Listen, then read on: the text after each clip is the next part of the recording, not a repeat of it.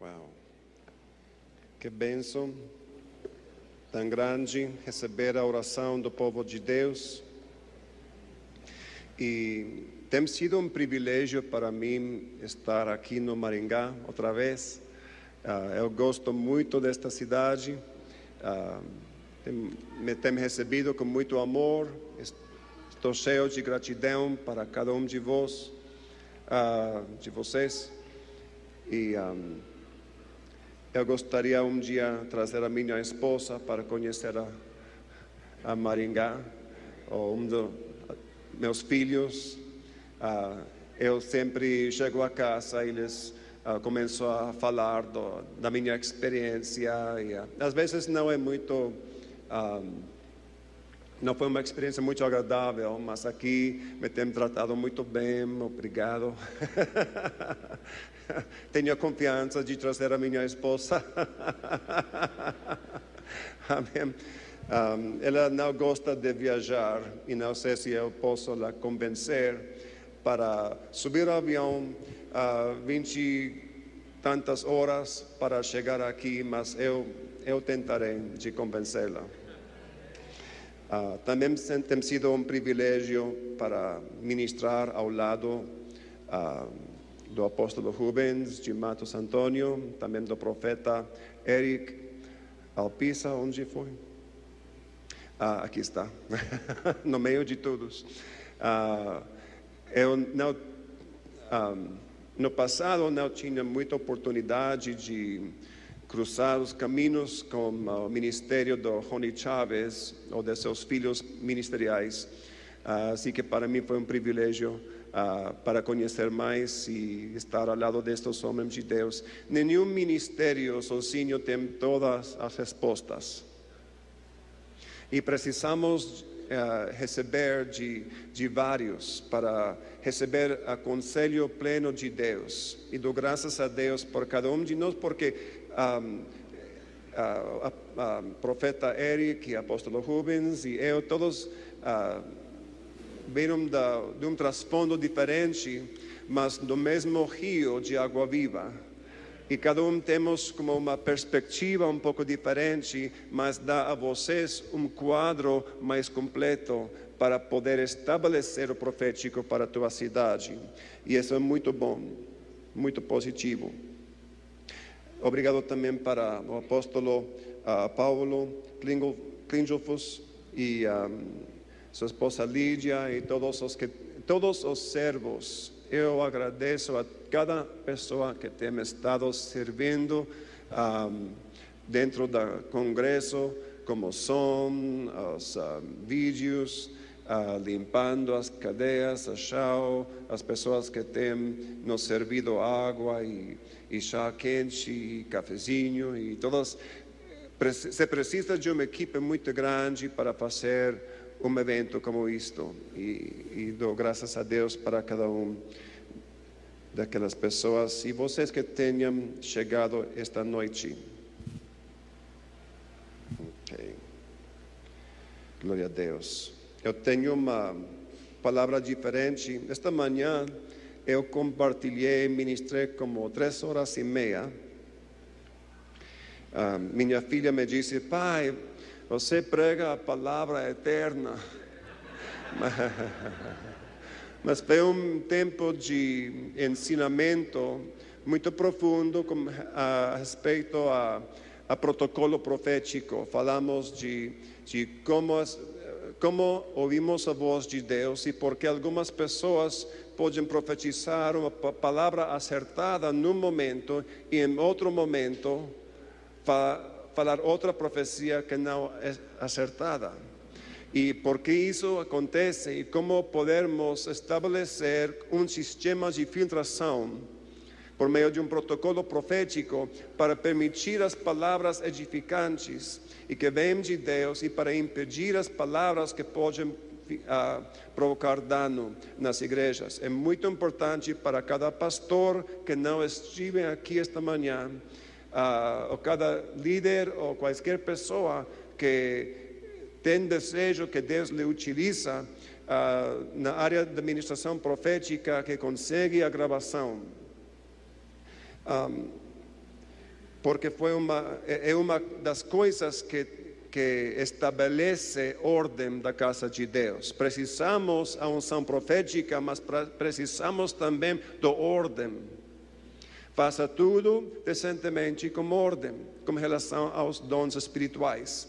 E é muito importante para nós estabelecer uma ordem. Algumas pessoas dizem, o dom só se usa, não se pode ensinar. Claro que se pode ensinar. Há pautas, há guias, há princípios bíblicos que ensinar para cada ministério. Os pastores recebem treinamento, os evangelistas, também cada ministro precisa de treinamento.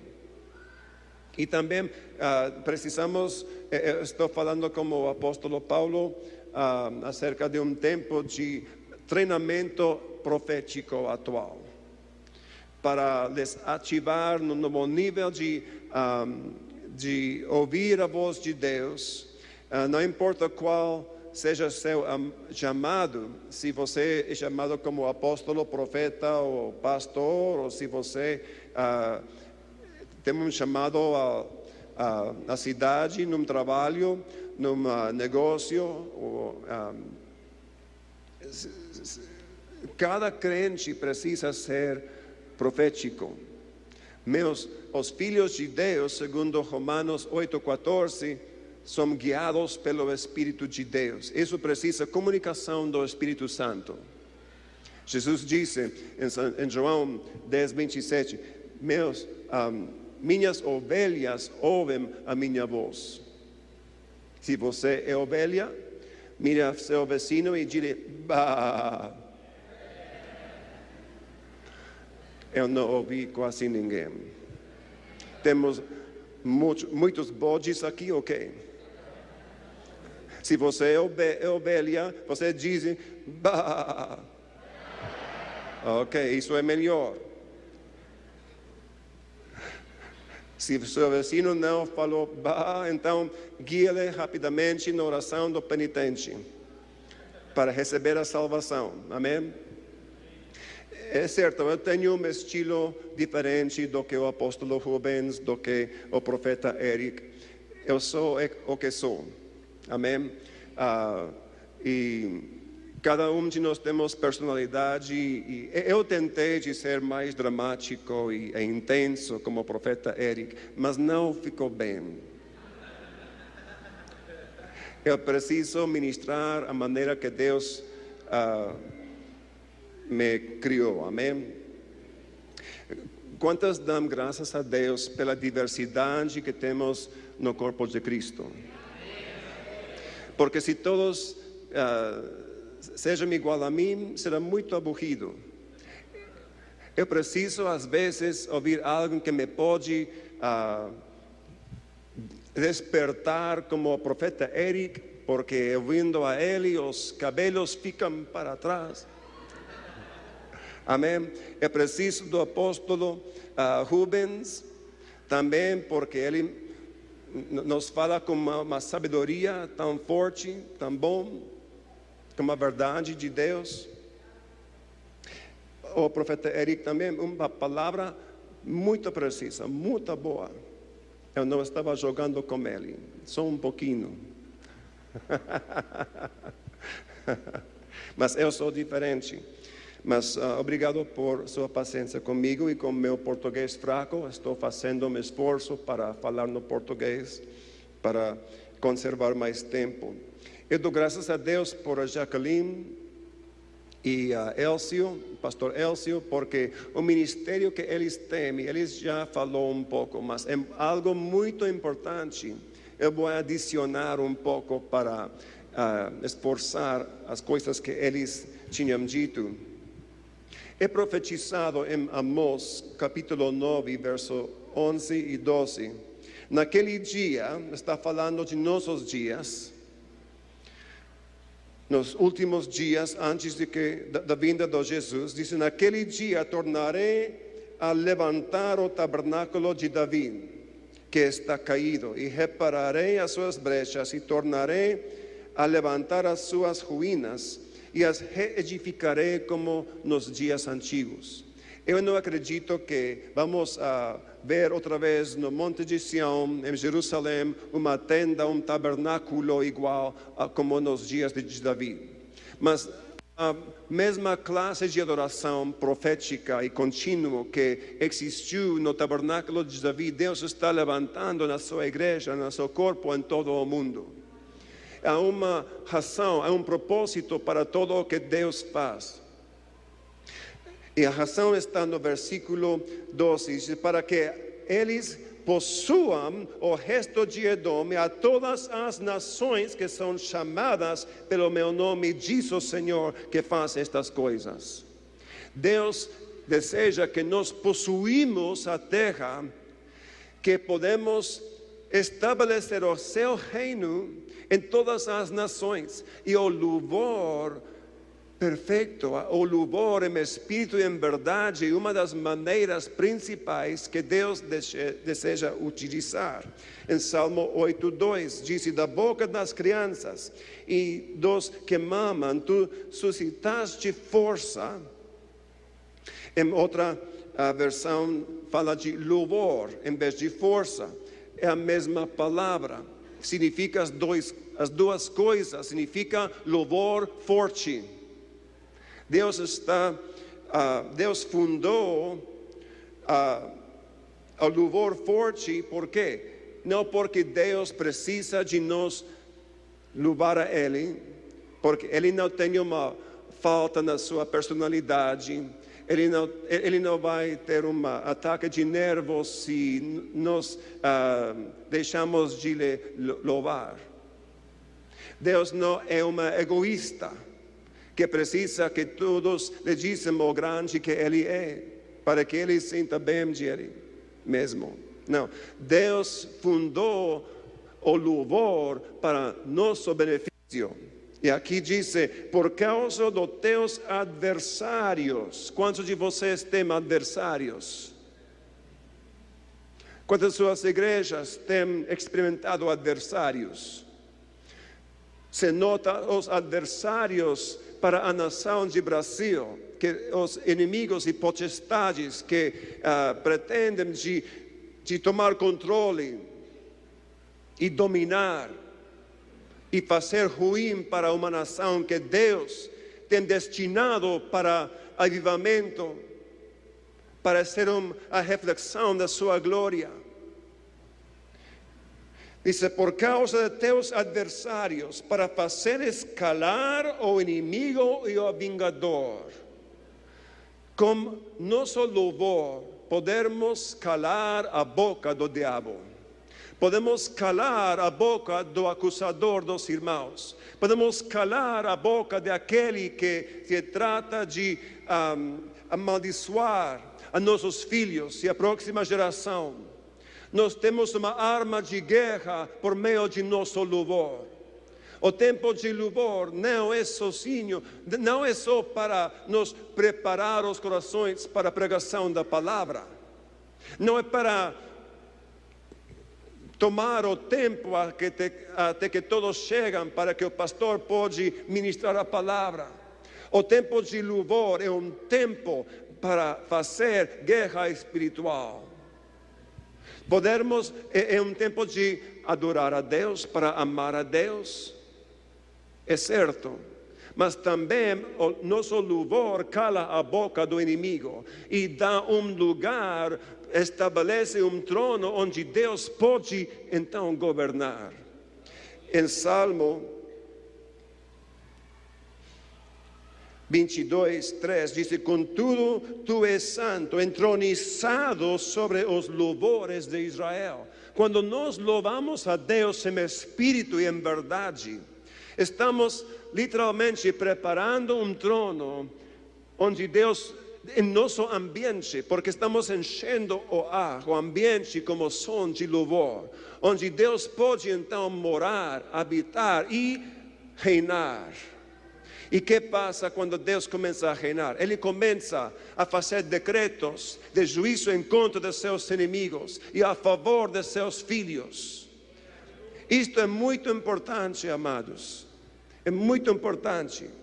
E temos que abrir os olhos espirituais para os propósitos de Deus.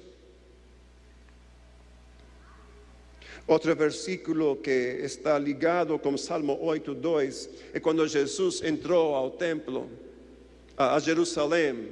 Quando ele entrou a Jerusalém, sua entrada triunfante.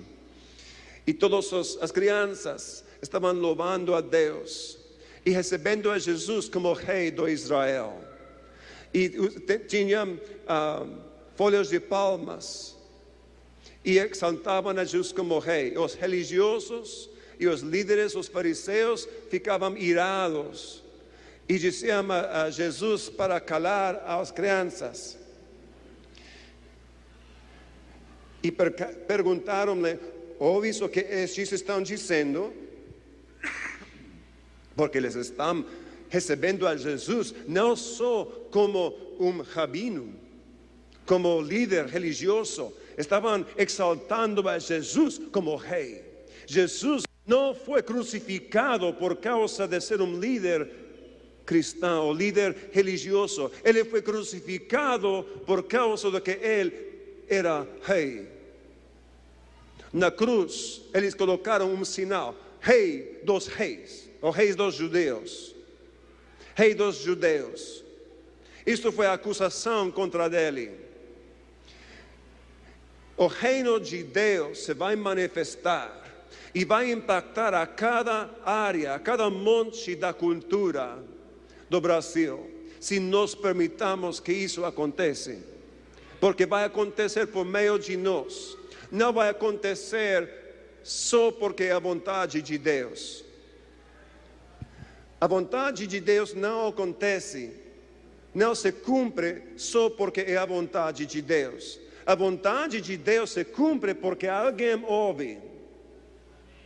Alguém tem ouvidos abertos e se coloca de acordo com Deus e começa a declarar a palavra de Deus, qual é a vontade de Deus, e começa a agir para cumprir a palavra de Deus. Se a vontade de Deus se cumprir a cada vez simplesmente porque é sua vontade, então não houvesse violência, não houvesse aborto, não houvesse pecado, não houvesse bebados e drogados e todas essas coisas. Deus sempre utiliza alguém. Deus nunca atua sozinho. Ele sempre atua por meio de alguém que lhe ouve. Deus não faça nada sem primeiro revelar os seus segredos a seus servos, os profetas, para que eles possam ouvir os seus planos, proclamar a vontade de Deus, despertar o povo de Deus para ficar-se de acordo com Ele e agir. E os profetas têm vindo aqui a Maringá para proclamar a palavra de Deus, para despertar o povo de Deus. Mas todas aquelas promessas que têm sido declaradas e as que todavia serão proclamadas não se vão a cumprir, não se cumprirão sozinhos, sem nossa cooperação. A passividade nunca é uma resposta boa quando Deus fala. Temos que atuar, temos que agir, temos que fazer algo para responder a Ele. Isso não é minha mensagem para esta noite. Só algo adicional. Algo que está no meu coração. Agora uma mensagem para esta noite. Agora pode iniciar os seus relógios. Não acredito que será uma palavra eterna, mas pode ter resultados eternos. Pode ter um efeito sobre as suas vidas. Amém? Glória a Deus. Por um momento, coloca-se de pé comigo. Pai, no nome de Jesus Cristo, uma vez mais, declaramos que este lugar é um lugar onde Jesus reina e que todo espírito contrário e que impede a vontade de Deus seja tirado de aqui agora mesmo. Saia embora no nome de Jesus. Decretamos que temos um céu aberto e uma terra aberta também, que pode receber a semente viva da palavra de Deus e que vai produzir fruto em abundância aqui para esta cidade e para a nação do Brasil, no nome de Jesus Cristo. Estamos em alerta, Senhor, confessamos que estamos acordados, que estamos em alerta e prontos para receber a Tua palavra, no nome de Jesus. Obrigado, Senhor. Se você está de acordo, diga amém. Amém. Pode tomar seu lugar. Uma das coisas que faz um profeta é para desejar entender os tempos em que estamos vivendo. E também procuramos estudar as Escrituras para ver quais coisas precisam ser cumpridas antes da vinda de Jesus.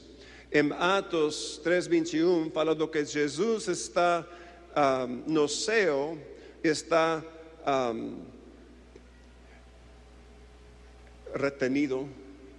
retido.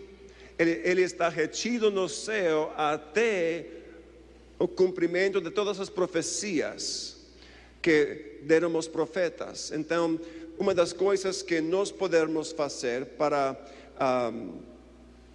se desejamos que Jesus venha por nós, é buscar nas Escrituras quais coisas não têm sido cumpridas. E então buscar a Deus para Ele nos instruir como podemos cooperar com Ele para cumprir sua palavra, para que Jesus venha. Cada geração há mais pessoas que morrem sem Cristo. E nós, como igreja, não estamos ganhando suficientes. Então, não é se Deus está esperando um número somente. Não. Há mais almas indo ao inferno que estamos ganhando para o céu. Já temos ouvido de guerras e rumores de guerras. Temos ouvido de muitas coisas, de perseguições. E tantas coisas, terremotos, calamidades naturais, mas não tem provocado a Deus para mandar a Jesus por nós. O que está esperando? Está esperando, como diz em Atos 3, a restauração de todas as coisas faladas pelos profetas. E por isso temos que ver quais coisas não têm sido cumpridas e como podemos nós cooperar com Deus. Uma das coisas que tem sido profetizado está em Ageu. Ageu 2, 6 ao 9. E aqui Deus se identifica a si mesmo múltiplas vezes como o Senhor dos exércitos. Isto é importante, porque quando Deus está falando desde sua posição como o Senhor dos exércitos, Ele está vestido como guerreiro.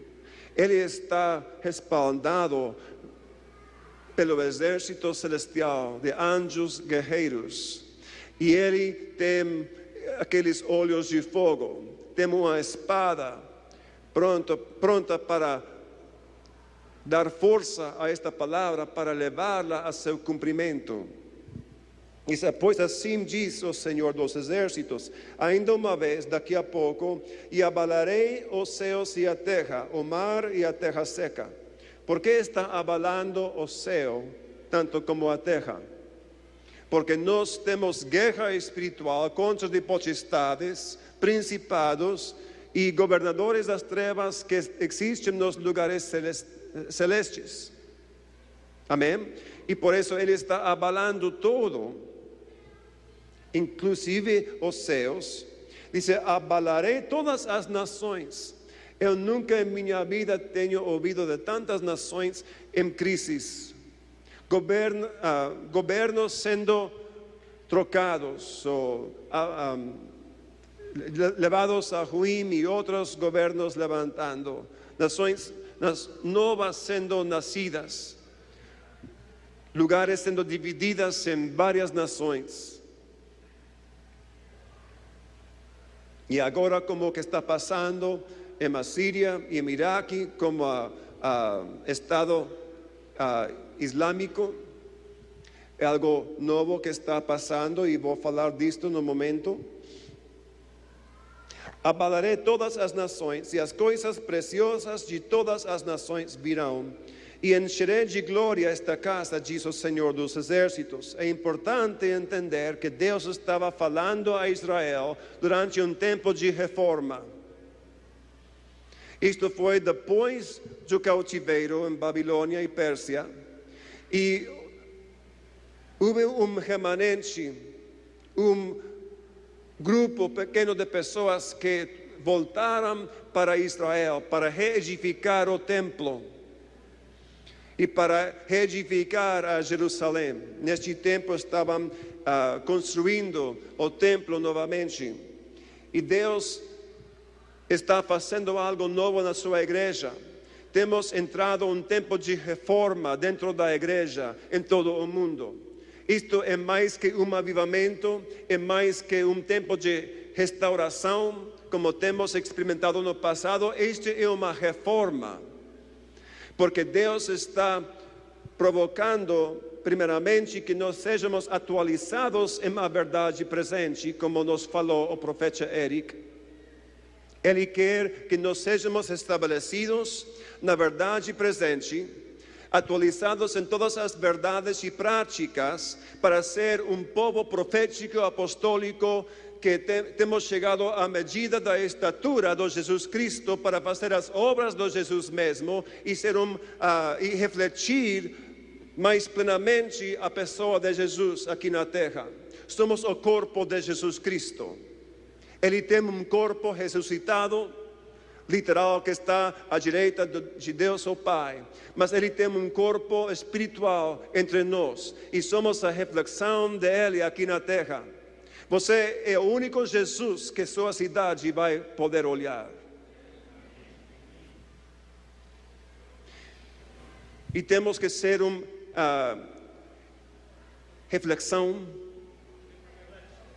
reflexo, obrigado. Temos que ser um reflexo de Jesus Cristo aqui na terra.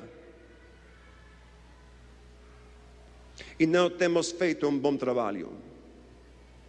Temos permitido toda classe de carnalidade, temos permitido filosofias mundanas, humanismo, temos permitido coisas terríveis. Ainda entre a liderança, temos apóstolos e profetas falsos e outros que não são um bom reflexo de Jesus Cristo e tem feito muito dano. Mas a existência do falso não anula a existência do verdadeiro. E talvez sua cidade foi danada por causa de alguns profetas falsos. E eu sei que é certo, parece certo em todo lugar. Mas Deus está levantando profetas verdadeiros e apóstolos verdadeiros, os que tenham coração